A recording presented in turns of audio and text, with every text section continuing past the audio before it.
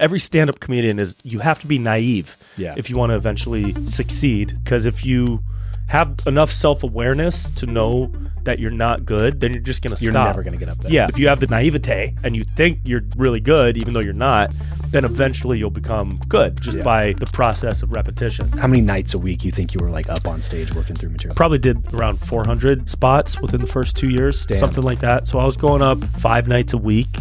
Is that weird? That's a little weird, right? And they had a daily list that they kept updated with all the open mics around town. And there's like 40 across the whole city. Yeah. Every dive bar, coffee shop, everywhere. So I'd go, okay, I'm going to start in Burbank, then I'm going to go up to Van Nuys, then down to Sherman Oaks, then out to Santa Monica, and then Hollywood. And that's going to be my route. I kept a spreadsheet through the first 2 years. So I'd have a columm for the date, venue, how many minutes I did, the jokes I did, and then what worked and what didn't. Shit. I think like every comedian. Yeah. It was borderline psychotic, but it really helped my growth. What's up, everybody? Welcome back to another episode of Travis Makes Friends. Today, I'm hanging out and making friends with Brent Pella. Brent's a really cool guy. I was really stoked to do this interview. I started listening to and watching Brent's stuff probably around COVID time because he was making a bunch of videos making fun of Gavin Newsom at the time, and I thought that they were hilarious. Hello, California. Many of you pieces of trash know me as Governor Newsom. He's a stand-up comic, actor, producer, writes and performs a lot of sketch comedy as well on Instagram and different places. He just came out with a comedy special on YouTube called Conscious Bros. It is really, really funny. He's an underrated comedian because most people follow his social media because of video sketches that he does, that he writes and performs with some of the people actually that have been on this show, like Nikki Howard. And those are all great and they're really funny too. But he spent, which we're talking about in the episode, it's crazy. He spent years doing hundreds of stand-up comedy shows. He told me in this episode, in the first 2 years of doing stand-up in LA, that he thinks he did over 400 stand-up comedy appearances in open mic nights and just really crappy gigs and things like that, which is really what it takes to earn your chops in that space. And if you watch his comedy special, Conscious Bros, on YouTube, you can tell. You can just tell he's a professional comedian. He's done this a bunch. And somebody who's a fan of comedy like myself, really enjoyed talking to him about kind of the ins and outs of the comedy business, how to monetize stuff like this, the path to monetization, the story about, the rejection that's built up over time, how many times you bomb before you start getting some laughs, what that feels like. So we cover a myriad of different topics and subjects in this episode.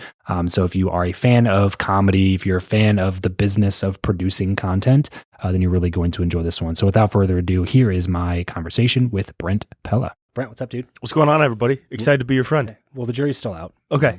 I'm excited to try out. Audition? Yes, Sure. to audition to become your friend. Well, you have some experience auditioning for things, so yeah, we'll see how it goes. Right on. Thanks for doing this, man. Thanks for having me, man. It's great to meet you. Of course. We met through another mutual friend, Nikki Howard. You guys been out here in LA doing funny videos for a long time, and I think it was actually the way that I found Nikki. I think I started following your stuff probably around COVID time when you were making Gavin Newsom videos. Yeah, just doing my best to save the world. Yeah. One Gavin Newsom video at a time, and those just cracked me up. So cool. I started following your stuff, and then someone sent me this video on Lancaster, which is my hometown, and you and Nikki making fun of Lancaster.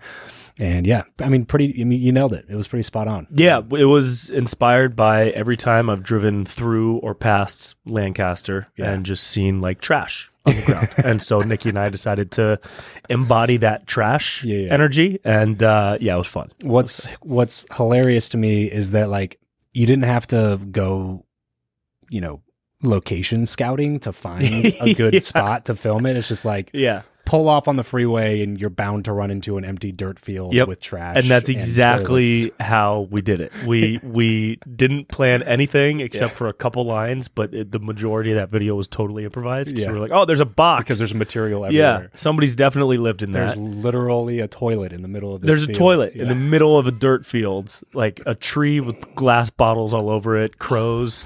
Oh, God. Which is the official town bird. It's just angry crows. Yes. So, yeah. Good times, man. Good times. That's why I live in Las Vegas now. Yeah. Smart choice. Yeah. Well, Could have stayed there, I guess. You either in aerospace or meth. That's kind of two Those are the industries. industries. those are what you do. Yeah, and a lot of people are in both, I'm sure. Right. Either way, you're getting high. Yes. Come on. Comedy. Okay, so I want to talk a little bit about how you got to where you are, man, because, usually career counselors don't give you the option of like, hey, do you want to make sketch videos on the internet? Yep. As one of your paths to success. So let's rewind the clock. Single mother, grew up single mother, right? Yeah. In Northern California. So let's start maybe 10-year-old, 11-year-old Brent. Set the scene. What was life like for you? Yeah, dude. Grew up with a single mom. She was kind of a hippie mom, so she brought me to a lot of music festivals and live outdoor music shows. She brought me to Dead shows all the time when I was little, and then were there a lot of kids at those shows?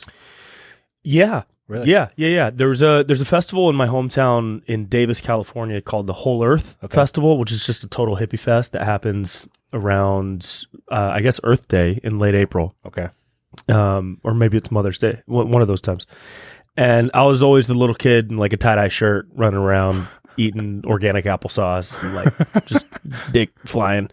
And then I found sports in elementary school, junior high, played basketball through high school and college. Okay. And then coming out of college, moving to LA, I had done a couple of like sketch videos just in high school, messing around with like a handy cam in a film class in 10th grade. And so in college, I did a couple more, joined some student films, started learning about production. Is that what you were in college for? It was. In my first 2 years of college, I was at UC Santa Cruz playing basketball. And so I wasn't really doing film stuff. And then my second 2 years. UC Santa Cruz, what division is that? D3. Okay. The Banana Slugs, which is the most intimidating mascot. Banana Slugs. Banana Slugs. Wow. Yeah. And then I transferred to Santa Barbara right before my junior year to play basketball as well, but I got injured. And so that kind of shifted my focus toward my major, which was film. Okay. Film and media at Santa Barbara. So I dove into... What was your basketball injury of choice? It was ankle. Yeah, it was my ankle. I was walking on to the team. It was during the tryout day. Yeah. And I was playing well. And I came down during the final scrimmage on some dude's foot and just... I'm familiar. Heard the crack. Had ankle reconstruction surgery. You did? Ended my basketball career. Damn. As well Is it prettier now? You know what? There's a scar, Okay. a big scar. So yeah. It's not prettier. It's actually uglier. Yeah. But it works better. Good. So that's what matters as far most. as ankles go. Yeah. As long as it works. That's kind of what mattered more to me at the time. I'm dove familiar. into student films and started learning the process of production in the film major with a bunch of people, and then took that when I moved to LA and started putting it into sketch comedy videos at the same time. Threw myself on stage to do stand up and sketch and improv. So and you got right into like everything. Yeah. Was comedy always the goal? Like was it always like I want to be funny in this world, or were you looking to do other types of film projects and you just heard like, oh, improv's probably a good way to like learn this skill a little bit? Yeah, it was in college. There was no mind for like comedy as a career. Okay. It was kind of like, I love the process of film production. I love putting stuff together. I loved handling the logistics of it and bringing people together and directing the camera and the people to make the vision from my head appear on screen. That was like the coolest thing. And then when I got to LA, I thought I was kind of like hot shit because I had, 2 or 3 videos that popped in my college environment. Okay. And then I got to Los Angeles and I looked around at everybody in the city and people were up every single night doing stand up. They were so funny. I was going to see shows by myself to just like see what it was like. And I realized that was the way to get better at writing and performing. So once I started throwing myself on stage to do stand up, I also put myself in an improv class. Okay. And through doing those things, I was around people that were really taking it seriously. And I started to understand, oh, this could be a career. Because at that point, fresh out of college, my mind was more like, I want to produce and direct music videos and commercials. Okay. And then maybe one day, like you were taking something really creative and making it very practical. Yeah. Like, yeah. This would be cool to do, but also like, I got to come down to earth and, direct commercials. Yeah. Because I didn't understand that you could build a career off of doing stand-up just yet. Yeah. And then pretty quickly within that first year of being on stage, I realized, oh my God, the opportunities are, huge. So there's what year SNL, is there's this? shows. This is 2014. Okay. Yeah. Gotcha. So I started realizing there's like so much that you can do as a performer beyond the limited world of like commercials and music videos, which is what I was used to making. Really right where like independent stuff started coming out too, where like YouTube and podcasting. Yeah, and like The Lonely Island was huge at that time. Andy Samberg and all those guys, and they were like heroes of mine. That's who I was emulating when I would make my short form projects. Those videos were so good. Yeah. Did you ever watch that movie that they made? Popstar? Popstar. It's one of the funniest movies of all time. Never stopping. It's super underrated. It's crazy underrated. And it's because of the market. They marketed it weird as a whole thing. Really? But, yeah. I've heard them talk about it too. Yeah. Really? Like the distribution company marketed it as like a straight up Justin Bieber parody, and you couldn't really tell what it was from the posters and the trailers and things like that. Yeah. So it just didn't get the pop that it deserved. It was so good. And it's so funny. Yeah. It's so good. Really anything those guys touched. My favorite comedy in high school was Hot Rod. Hot Rod. Yeah. Again, like another really, really underrated comedy that just you never hear anybody talk about, but so many quotable lines. The whole movie's just hilarious. Yep. Man. Yep. Those guys are just so good. That whole crew crushed it. They're great. I PA'd for them. I was a production assistant on a couple of their projects fresh out of college. So I got to like see them operate. Yeah. And that's actually how that was one of the biggest influences for me getting on stage was I was an assistant on one of their shoots, getting people coffee, setting up lights and doing like small things. And Andy Samberg was in line at the craft service table. And I just walked up to him and I was like, hey man, like I just graduated college. I was curious what you guys did when you were like first starting, were you doing a bunch of videos then too? Or were you like working? What were you doing? And he was like, oh, I did stand up for 7 years. And I had no idea. Oh, shit. Because he was never known as a stand up. Right. Because he didn't like tour or headline, I don't think. Right. But he was doing like independent shows all around New York to get better as a writer and a performer. So I started thinking about that. And that is part of the inspiration that put me on stage for the first time too. I did not know that either. Yeah. Yeah, that's crazy. Because then that basically is what eventually took him onto SNL. Yeah, right. So he got like tons of stage time and he got used to performing live in front of people. He got to test ideas out. And there's really no better way to build your abilities as a performer than getting that instant feedback from a live audience, Is your first like couple times doing it, were you just like very terrified? Bad? Very bad. We went two different directions, but both. Yeah, for sure. Nervous and like my heart was hot, Did you go for straight just like one-liners or were you trying to tell stories? Did you have like any strategy? Like yeah, it's funny when people are starting out doing stand-up, they typically gravitate toward a similar lane of jokes. Like there's usually you make fun of how you look, you make fun of your name, or you do stuff that's like pretty dirty because you're trying to get a reaction. Sure. And I feel like that's pretty similar for a lot of people that start when they start. So like one of my first jokes was about my name, was about Brent. I looked up the Old English definition of Brent and it means like a slanted hill or some weird shit. And so one of my jokes was like, yeah, so I guess, in more ways than one, dogs take shits on me. And like not funny at all, and totally didn't work. But right. That's part of the process. Sure. You gotta work through the mud to get something good.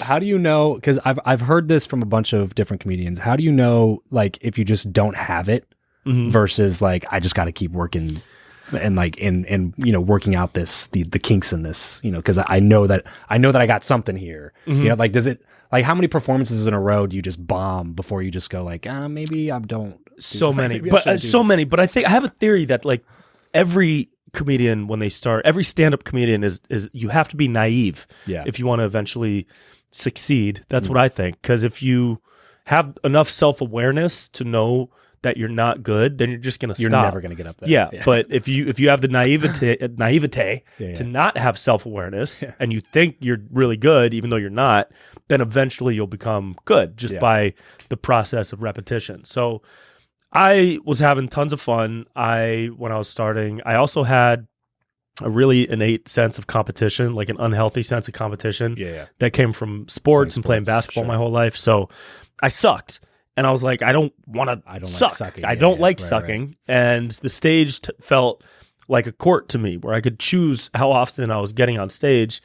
And it was up to me. I didn't need a coach. I didn't need teammates. I could just get on stage the way I could hit a court with a ball and practice. So you're just doing open mic nights, or tons of open mics when I first started. And then you start doing like independent shows where you're supposed to bring people. They're called bringer shows. And those are like kind of crappy shows, but it's part of the process of growth. And it takes a couple years before you're doing like solid shows, because it takes a while to. What would you define as a solid show? Like the amount of minutes you're up there, or like actually getting good laughs, or what do you like a well-produced show? So both of those. So like the amount of people in the room, the type of venue, the amount of time you're doing, and the caliber of comedians that are on the lineup. Gotcha. Right? Because when you're starting, you're kind of saying yes to everything. Sure. And I remember starting, and I would get booked for shows, and I would get told, hey, you have to bring at least 5 people for this show, like 5 audience members, or you can't do the show. Like paying audience members. Yeah. And I would get told that's what every comic does. Every comic promotes and brings people to watch them. Yeah. And kind of, but that's kind of a messed up way of going about it. You shouldn't force somebody to bring people just so you as a producer can make money by taking advantage of them. But that's just part of the process. And that type of show still exists, and it's all good because it's a great opportunity for new comics to get on stage. Yeah. So I was doing a lot of those. Okay. And then eventually, getting booked for solid shows where it was just, hey, show up. And I would still promote all the time, but there was no expectation to like bring 10 people or whatever. Over the like 2-3 years that you would describe as like getting into the good shows, how many nights a week you think you were like up on stage working through material? I kept a spreadsheet through the first 2 years, and I was like hyper focused on detailing what I did. So I'd have a column for the date, and then for the venue, and then for how many minutes I did, the jokes I did, and then what worked and what didn't. Shit. Yeah. And so through those first 2 years, I think like I every did, comedian. Yeah. It was borderline psychotic, but it really helped my growth. It really catapulted my growth. I think I grew. What gets measured gets improved. Yeah, I think I grew. Maybe 3 or 4 years of ability within those 2 years because I was hyper focused on those on that spreadsheet and like the process of it. So I probably did around 400 spots within the first 2 years, something like that. So I was going up maybe 5 nights a week. 2 or 3 plus just spots like a night. Just like drive all over the place, or dude, these same spots. The amount of gas that I drove around LA because there's no public transportation in this city. Not good enough to do what I wanted to do. It's like the biggest fucking city on the planet. Yeah. So I was zipping. I would look at, there was a website called The Comedy Bureau. thecomedybureau.com. It's probably still around. And they had a daily list that they kept updated with all the open mics around town. And there's like 40 across the whole city. Yeah. Every dive bar, coffee shop, everywhere. So I'd go, okay, I'm going to start in Burbank, then I'm going to go up to Van Nuys, then down to Sherman Oaks, then out to Santa Monica, and then Hollywood. And that's going to be my route tonight. So I'd have like a route each night of 2 to 5 places. Yeah. Dang. Yep. So you do multiple stages every night? Yeah. Yep. But it would average out to like 5 a week, basically. It would average out to 5 nights a week, but always at least 2 open mics a night. Wow. Yeah. How much writing do you have to do to fill like the material? Is this like the same 5 minutes you're trying to rework over and over again? Or are you like writing fresh material every morning, trying it out that night? It depends, and it still depends. I still do some old jokes that I try to update or add new tags or take like a fresh perspective toward. And around that time, I was trying to just churn stuff out and just see what worked. And I would bail on something one night and go to something else. But I always had some of these. You get like 3 minutes, 4 minutes. Yeah. So like a 3 minute, and 3 minutes is a lot. Yeah, that's a lot of time to be talking nonstop. And it's also a long time when you haven't learned how to be funny. Right. It's a long time to hear silence. It's a very long time. 3 minutes of silence is hell. Yeah. That's awful. Yeah. When you hit the punchline and nothing happens. Yeah. Like, and you're like, oh, okay. On to the next joke. Or what's worse is you say the punchline and instead of laughter, you hear the blender behind the bar turn on. And like, that's the feedback you get. The blender is worse than the silence because then everybody's quiet and everybody can hear the blender. And so that was a nightmare. But I also have like a lot of I guess I have like nostalgia for that type of thing because it was fun. Yeah. You know, you would hate that's when to you know hear you the really blender. enjoy the craft, though. Yes. Yeah. It's like, because for somebody who doesn't enjoy the craft, that's a nightmare. Yeah, and it also that type of experience really builds like this muscle in you that allows you to become comfortable with the silences. Yeah. Because you learn that you can't make people laugh for 3 straight minutes. You can't. You need ups and downs. You need peaks and valleys. Yeah. People get tired if you're too funny. Yeah. Like no one can make people laugh for an hour straight at a show. Laughs. Yeah, you got to have ups and downs. You got to have pauses, setups. So the open mic realm, as tough as it was to work through, it was really a place for building. Yeah. Was the goal to always shift it into like film production, or like at this point now, especially, are you like, I want to be producing like comedy films, or is it more like I would love to be selling out stand-up stadiums, or is it a combination of those things? It's always been a combo. They've always been side by side, and they've always also been intertwined. So I'll take jokes I do on stage and turn them into characters for videos. Okay. And vice versa. I'll do a video and think, oh, that's a funny perspective or joke about a topic, and then I'll turn that into a stand-up bit.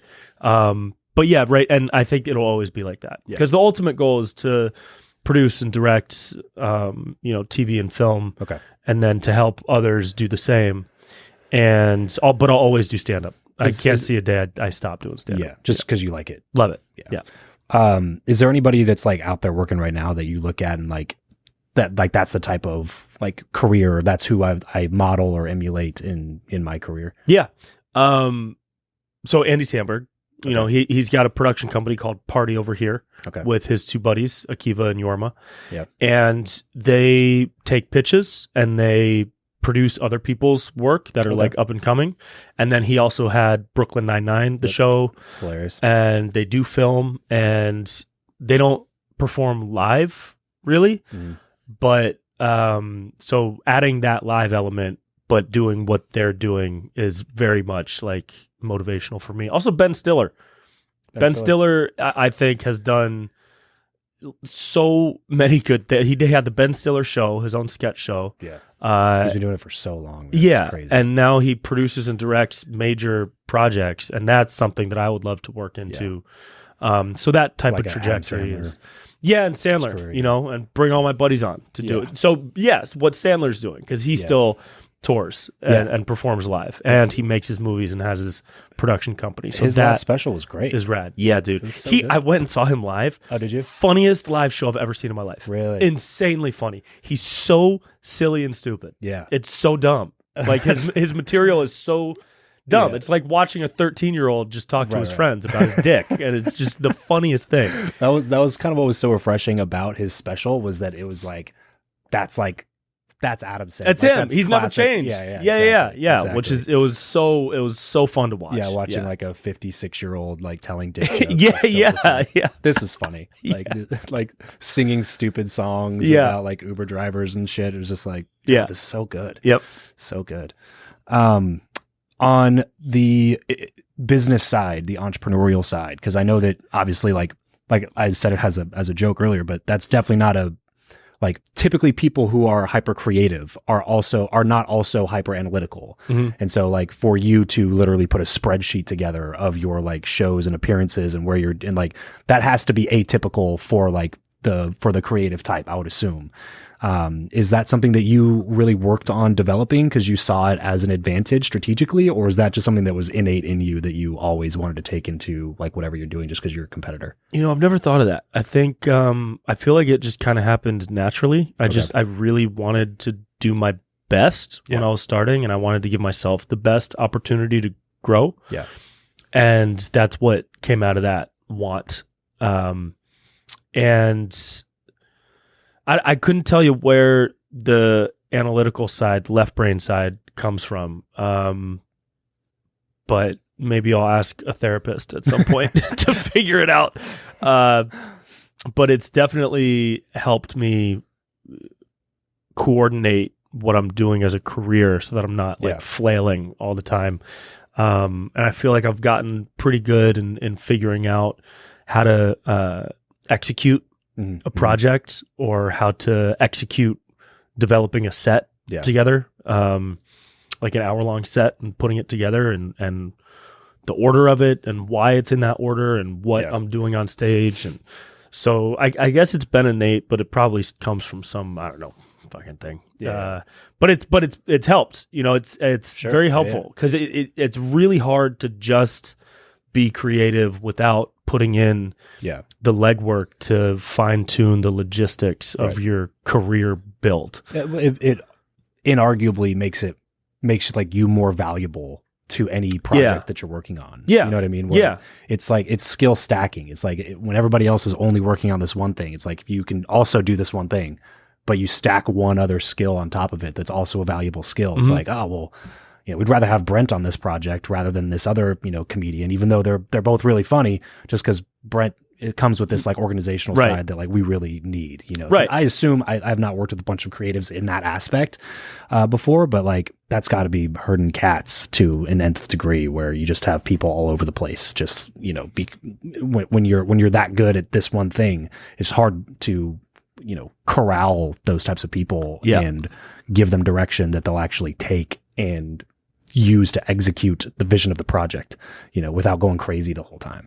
So I feel like those skill sets will very much come in handy, especially. I think it also helps broaden the scope of your opportunities if you can do, as a creative, if you bring more to the table than ideas and creativity, but you also bring ideas on how to execute those creative ideas. So I just finished my special 2 months ago. I put it out. It's called Conscious Bro. It's out on YouTube now.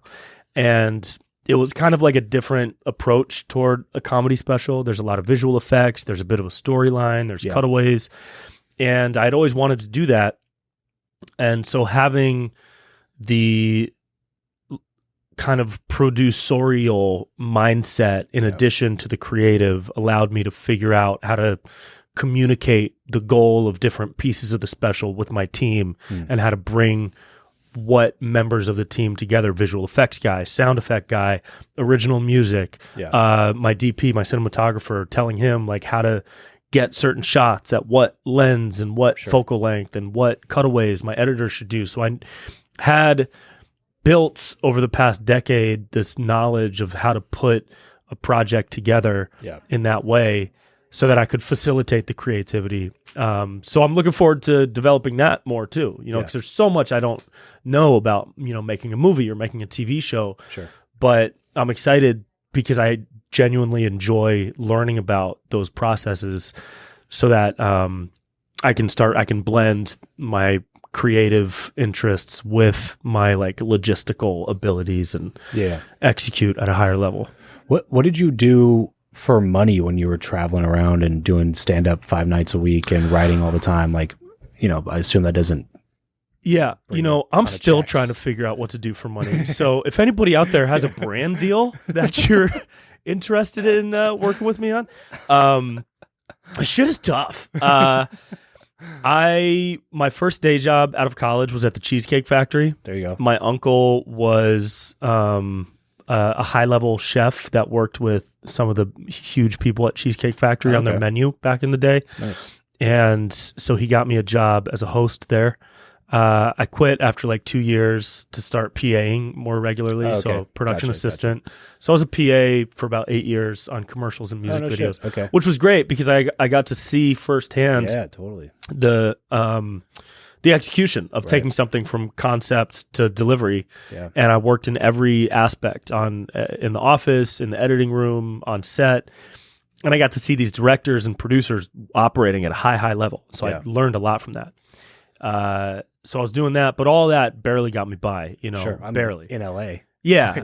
Yeah. You know what I mean? And so, and I still like, a majority of the money that I make goes directly back into my work. So I like haven't really been able to like save or like invest, but that's okay. Cause it's a long-term play and, I enjoy putting money into my own work. It's just, it's like I'm investing in myself pretty much. That's the name of the game, man. Yeah. Like, anytime anybody asks me for investment advice, it's like the first thing I always say, it's like, if it's less than a certain dollar amount, it's like you are your number one investment right now. Like you have to, like, you have to figure out ways to increase your income, you know, first, like, you know what I mean? Cause like putting these pennies in a mutual funds account, like it's not gonna do the trick at this point. You know, like you gotta reinvest that money somehow into yourself, into your skill set, into like getting whatever it is, gaining a bigger audience, or learning how to sell stuff, or like something. You know what I mean? Yeah, and the comedy, the business of being a comedian is interesting because you can make money so many different ways,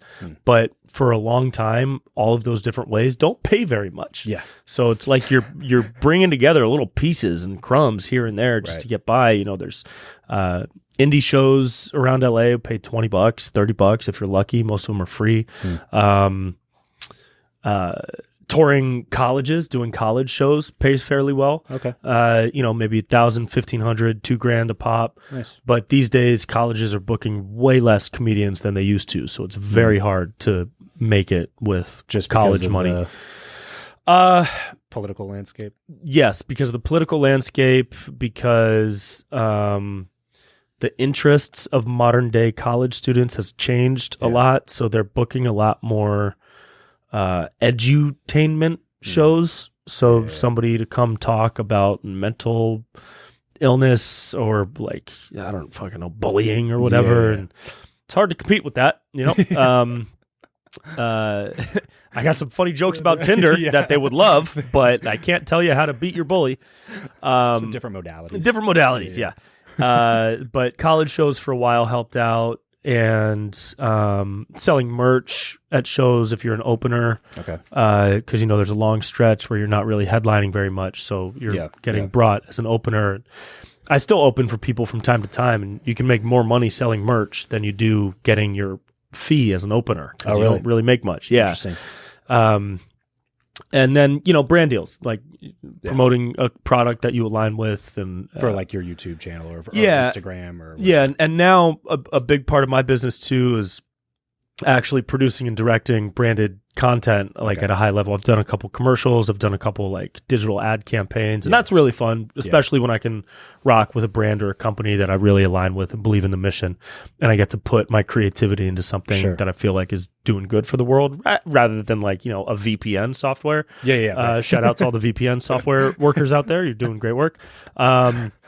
So yeah, I try to, my like financial entrepreneurship is being built in multiple different pockets, and I feel like it'll be that way for a while until I can get one of these bigger projects off the ground. I think that's the model, though, man. Is like doing something like that where you're selling these kind of high ticket projects to people that have money to actually spend, rather than like, you know, trying to get some cheap comedy club owner to give you $50 for like doing a set there. You know, it's just like, well, or I could sell this $25,000 commercial shoot to this like company that needs a good creative, you know what I mean? Yeah. Like that was my path to do podcasting full time, was just like, cool. Well, what if I start a business that just gets me in the space? Yeah. It's like, if I can be in the space, that's really the goal. It's like, I can figure out long-term how to make like the podcast be the thing.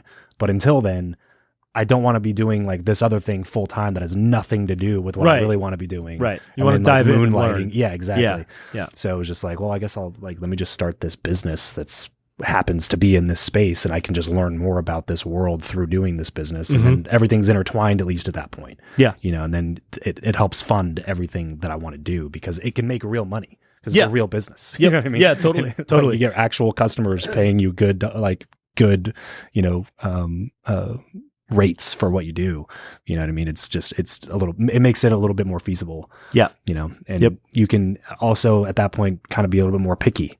You know, like you don't have to do like the desperate kind of starving artist stuff where it's like, oh, well, I got to take this kid's birthday party because I need the money. Yeah. You know what I mean? It's like, well, I can pick and choose and be like, well, that's the one I want to do. This is the project I really want to do. Yeah. Because it challenges me creatively or whatever. You know what I mean? But I think more and more people are learning that, are taking that path to like to doing the thing that they want to be doing. Yeah. You know, just starting a business or you know, something that aligns with what they do, but not exactly what they want to do. Rather than just like, I'm a waiter or I'm a bartender. Yeah. You know, and then I audition when I have free time, which is hardly ever, because I have to work so many hours bartending to pay my rent to live here. And it's like, well, man, that's a trap. That's a trap of LA. You know, a lot of people make it by like that, and a lot of people get stuck like that for sure. So, and that's also part of the like naivete thing that I mentioned earlier is I didn't quite understand how hard it would be for a very long time. I was cruising. I was facing little challenges of, how am I going to pay rent? I guess I got to PA more. And I would PA for 12, 14, 16 hours a day and then go straight to an open mic at like 9 p.m. and then have to wake up at 5 or 6 the next day to PA. Jeez. And it was fun. It was fun for me. I felt like, oh yeah, I'm working. I'm doing this, you know? No one's going to stop. This PA schedule isn't going to stop me from going out every night. Yeah. And I was naive to how hard it would be. I felt like by year 3, 4, or 5, I'd be on the Tonight Show. I'd have a special. I'd get this. I'd have an audition for this. Nope. Yeah. You know, still trying to do a couple of these things. Right. And that's fine because I was naive enough to believe that that the work I was putting in would eventually get me to that spot. And I was naive enough to think that it would happen quick, but as it didn't happen quick, I kind of just accepted that as a bigger challenge. Sure. So it's been and like we said, like you enjoyed the journey, then it doesn't feel like it matters as much. Yeah. You know what I mean? Like you can detach yourself from the outcome because the journey's just fun. Right. You know, that's like, I forget who said something along the lines of this one time and it just like stuck in my head. It was like you'll get more fulfillment in the pursuit of what you want than the attainment of what you don't want.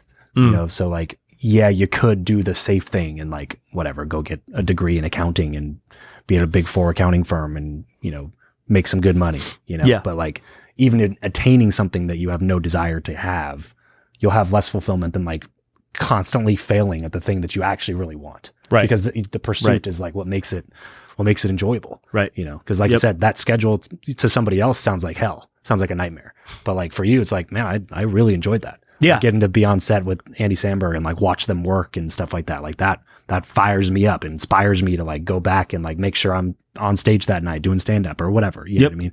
Like actually is helpful. And I enjoy the process of it, not just the hopeful attaining of the result. And if I don't get that result, man, my whole life's a failure. You know what I mean? Right. It's like, whoa, attaching yourself to the outcome is very dangerous. Yeah. You know, especially with all the mental health issues already going on. You know? Yeah. It's like, you're like setting yourself up to fail. Yeah. Yeah. Right. Exactly. And it all looks so different now, you know, especially in social media, podcasting, YouTube. Like even when you started, none of that stuff really existed.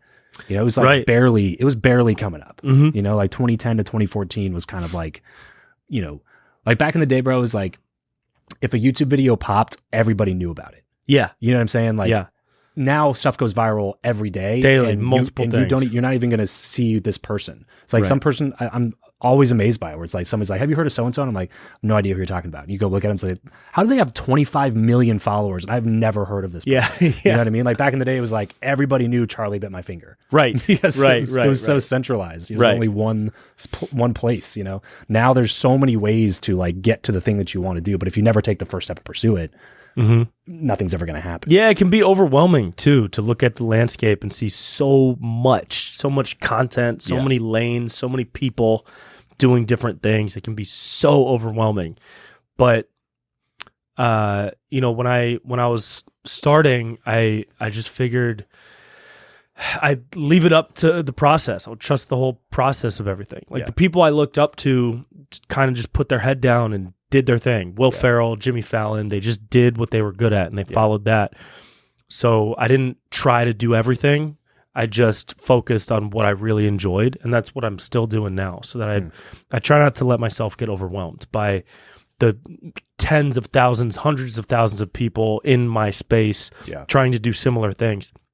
Because you can't if you allow yourself to get overwhelmed by the amount of like competition, saturation, then you're not going to get anywhere. You just really, whenever I get anxiety about like my following that I think is growing way too slow, or like my opportunities that I might think from time to time are coming in at a much longer spaced out cadence than I would like, I focus on the thing I do have. What do I have that I can get better at or push forward. And then by the time I've accomplished that one thing, something else is coming in. So not getting overwhelmed by the landscape has been like super important to maintain a positive attitude and like stay constructive rather than kind of sabotaging. Yeah, self-sabotaging. Yeah, because I imagine that's like the antithesis of being in a good creative space. You know what I mean? Yeah. It's like when you're in that like scarcity, anxiety riddled world, it's like, that's not a great place to write. No, it's not. You can't write when you're looking at something someone else is doing great. You know, there's somebody said once, if you're looking in somebody else's backyard, then how will your own flowers ever grow, right? And that's, very poetic, and I wish I could take credit for that one. But actually, I think that was you. Thank you. I did say that just now. So like but I take that to heart, and I think about it a lot, because it's so easy to just look at other people's success or compare yourself to other people. Yeah. And it's such a trap, man. It's such a trap. It's such a mentally, it's a negative place to be. Yeah. Yeah. Especially in your world where everybody hears about the success of the people that you're like quote unquote competing against. Meaning like in a traditional career, that doesn't happen, right? Like if I'm like working my ass off at this whatever venture capital firm and somebody else like gets this big promotion and they're this 23-year-old kid out of college and they just crush it and they're getting all this success, like my grandma doesn't know who that is. Right. Or like my friend from college doesn't know who that is. You know what I'm saying? Like, whereas in your world, it's like, oh, like, Shane Gillis pops off and is destroying and like has a show on Netflix and, gets all whatever. It's like, well, everybody knows that, like just by nature of the industry that you're in. So it's got to be like more difficult to not look around and compare yourself, because when the success stories do happen, they're so in your face. Right. You drive down Sunset and their face is plastered on a billboard. Right. You can't just, you know what I mean? Like, like I said, in a regular, like when you're just, office assistant, that's not how it works. Right. They're not just like putting the person that got promoted in a billboard in front of you when you're driving to work. You know what I mean? Yeah. Like, I heard Danny McBride talk about that type of thing on a podcast a while back. He's you've seen Eastbound and Down? Yeah, it's the greatest show of all time. Well, he's also in Hot Rod. Hot Rod, right. Yeah. So he said on a podcast that he was driving down Sunset not too long ago, and on the billboards, he saw a couple billboards with like his friends on them for their new movie or their new show. And he started feeling like anxiety that he didn't have a billboard. He didn't have a big project out at that moment. And he caught himself in the moment and he was like, what the fuck? I'm feeling stressed out that I don't have a fucking billboard. Do you know how good you have to have it to feel anxiety that your face isn't on a billboard? And so that's what I've felt from time to time in recent years. Like, oh shit, I don't have a video that has been in the millions in the past couple months. Right. What? That's what I'm stressed about?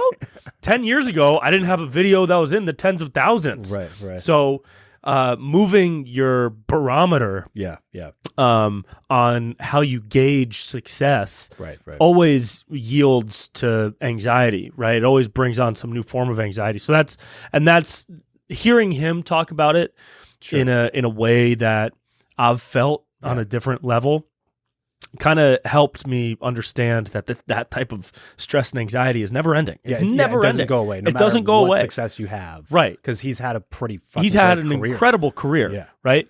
And he's going to continue to. Yeah. And there's just peaks and valleys, man. It's up and down, and it's a constant learning process of how to navigate the valleys so that you can get back to the peaks, get back to the highs by maintaining like some solid self-awareness and balance during the lows.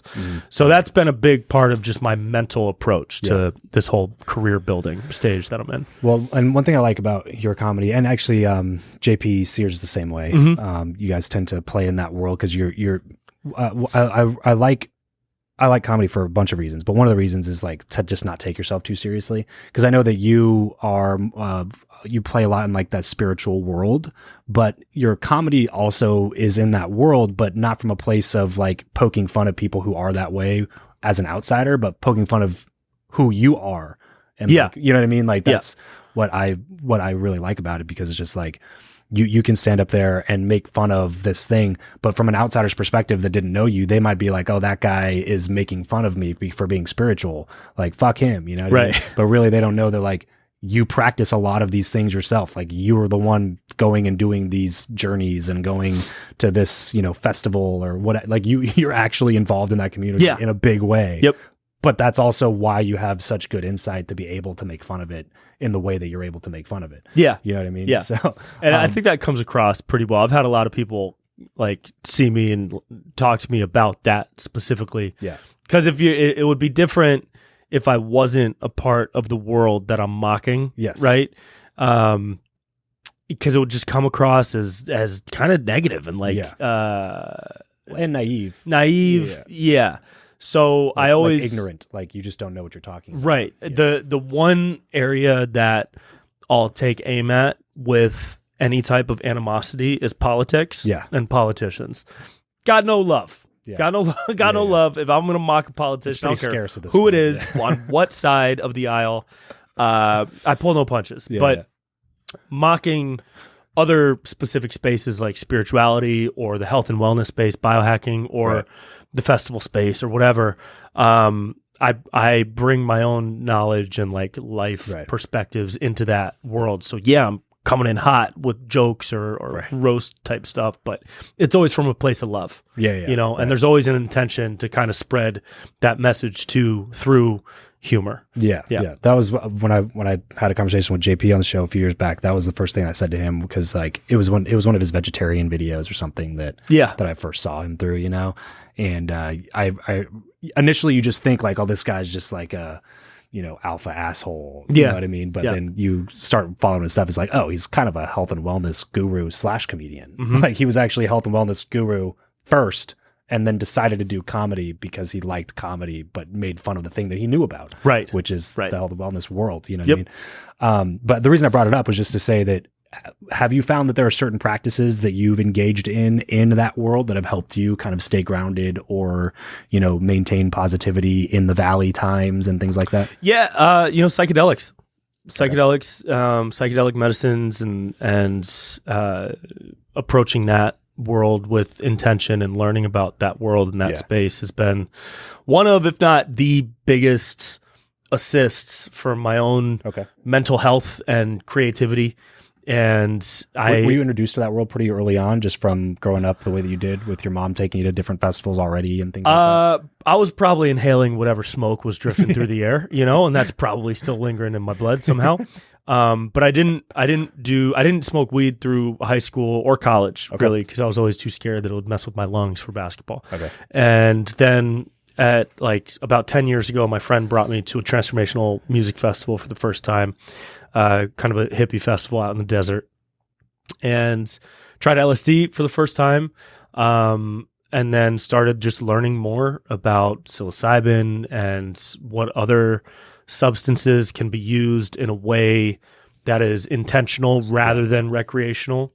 And then that has just grown. And so now I have a podcast on psychedelics called Good Trip, which is like 10 episodes a year. And I'd sit down with somebody from that world to talk about their perspectives and experiences.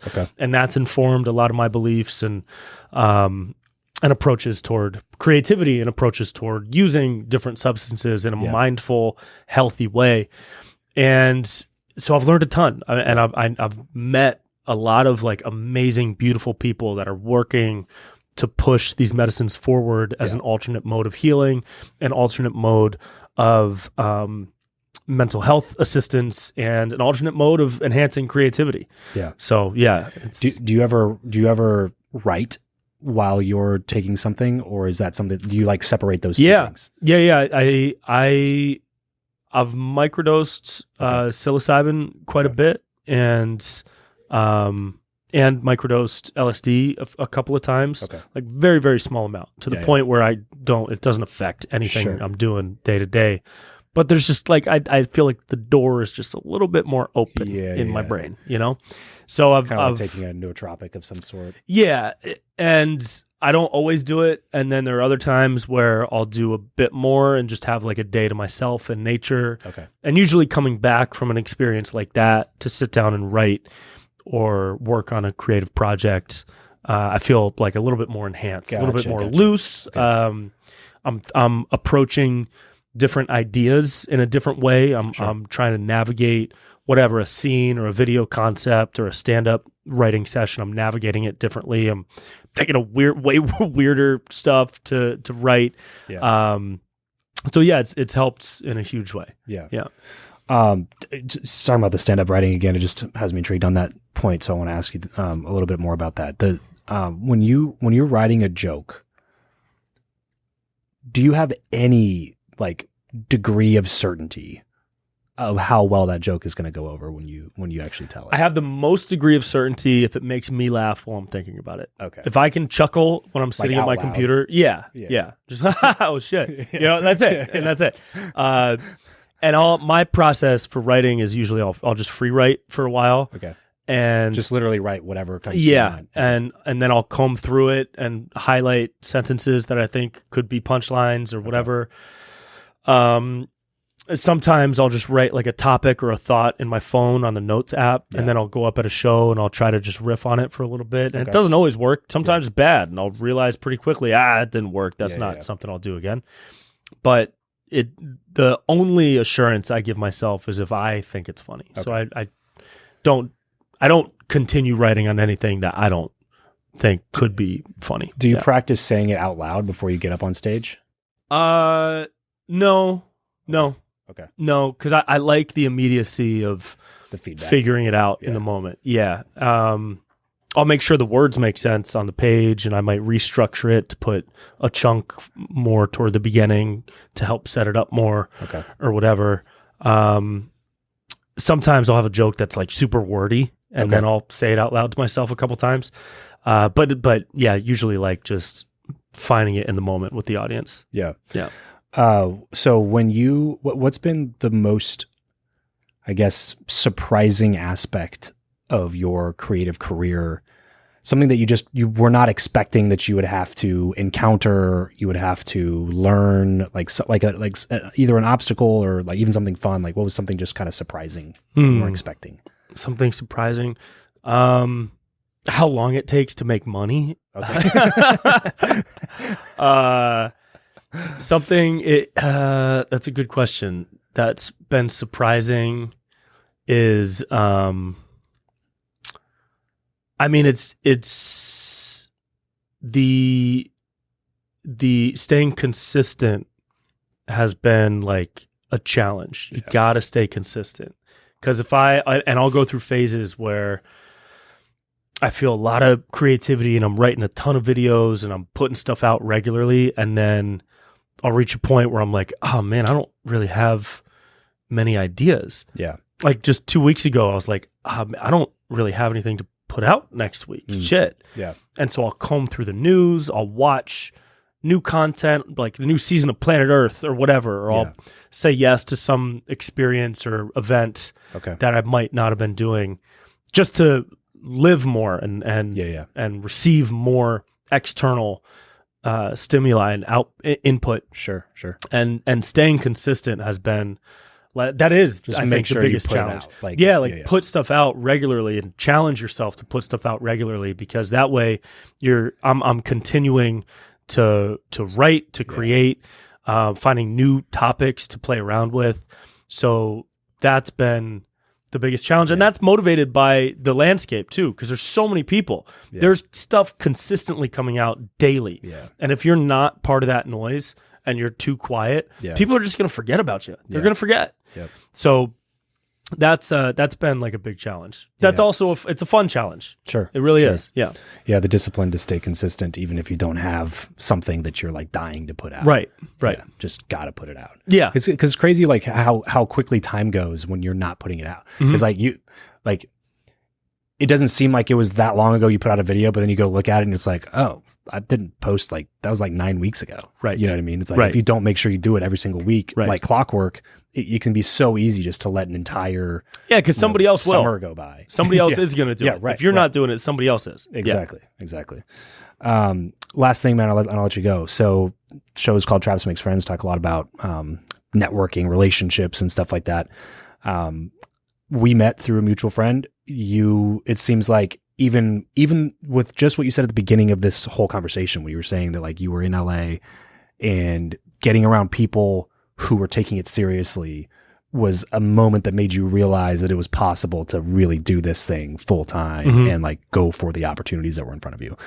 How do you think the relationships that you've been able to form with, colleagues, mentors, friends, associates, like where do you think you would be without some of those relationships? Oh, homeless? Eating soup at a shelter? Like being a character on the boardwalk for 25 cents per person? Dude, the smoking cigarettes at a kid's birthday party? Yeah.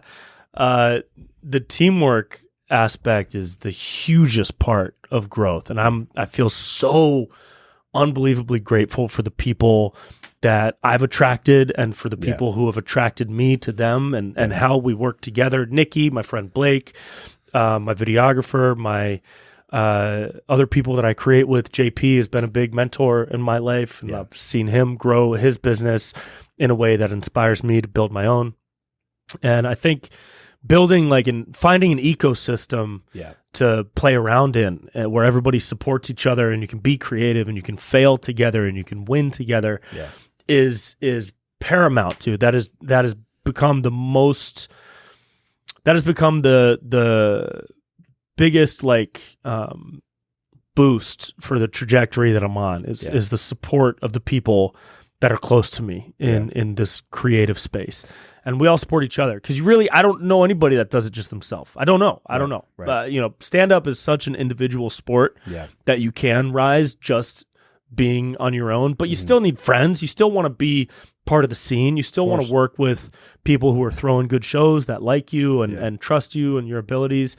And in the video and sketch space, especially on our way to doing these bigger TV and film projects, you want to be around people you trust. And I trust the hell out of Nikki. She's hilarious. She's the funniest person I know. She's one of my closest friends.